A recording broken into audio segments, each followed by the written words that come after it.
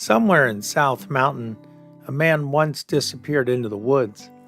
Some called him a hero, others called him a criminal, but around here, they called him something else.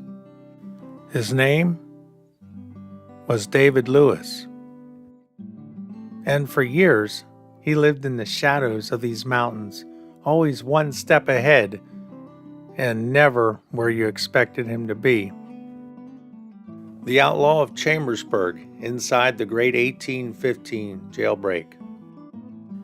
Walking past the intersection of King and 2nd Street in Chambersburg, it's easy to see the old jail as just another historic landmark. The limestone is weathered, the windows are barred, and the air feels heavy with 2 centuries of secrets.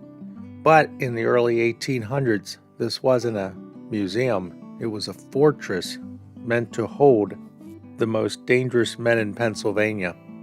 And one man in particular made sure the world knew that even these walls had a breaking point. We're looking into the life, the crimes, and the impossible escape of David Lewis, the man history remembers as the Robin Hood of the county. Now, we've all heard the stories of the noble outlaw, the guy who robs the rich to give to the poor. It's a story as old as time, and David Lewis knew exactly how to use it. There's a famous account of Lewis finding a widow in tears because a debt collector was about to seize her farm. As the story goes, he handed her the cash to pay the debt in full, waited for the collector to leave with the money, and then robbed the collector on the road, taking his original cash back. Whether it's 100% fact or a bit of local legend doesn't really matter as much as why the story exists. Lewis was smart. By being a gentleman to the locals, he bought something more valuable than gold. He bought their silence.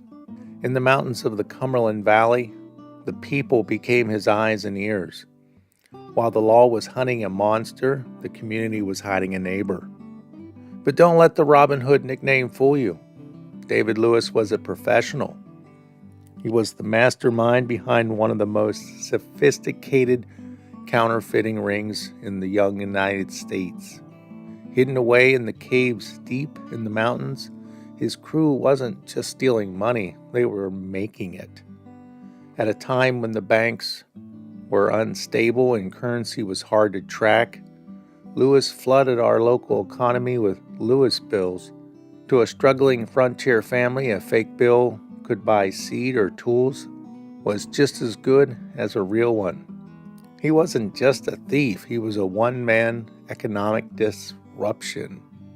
And that made him public enemy number 1 for bankers and the politicians in Harrisburg. The law finally caught up with him in 1815, when Sheriff John McClintock marched Lewis through the streets of Chambersburg and locked him in the upper cell of the old jail. The town breathed a sigh of relief. This was the state-of-the-art facility for its time. Massive limestone blocks and heavy iron. It was supposed to be the end of the line. But Lewis was a student of his surroundings. Legend says he spent nights meticulously studying the flaws in the construction. He didn't have heavy tools, using what many believe was just a smuggled penknife and sheer patience. He went to work.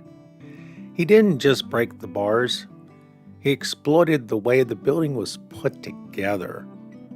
While the guards paced the hallways below, the Phantom of the Valley was literally carving his way out of history.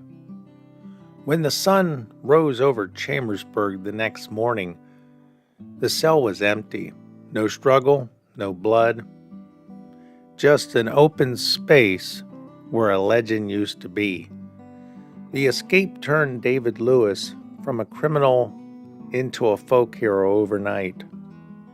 Even today, people talk about the Lewis Caves in the hills and the treasure he supposedly left behind.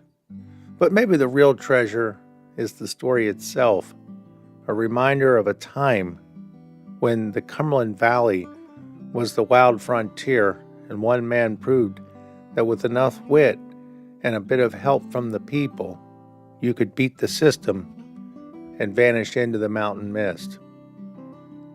I'm Frank. Thanks for watching. And even today, some say the story of David Lewis never really left South Mountain.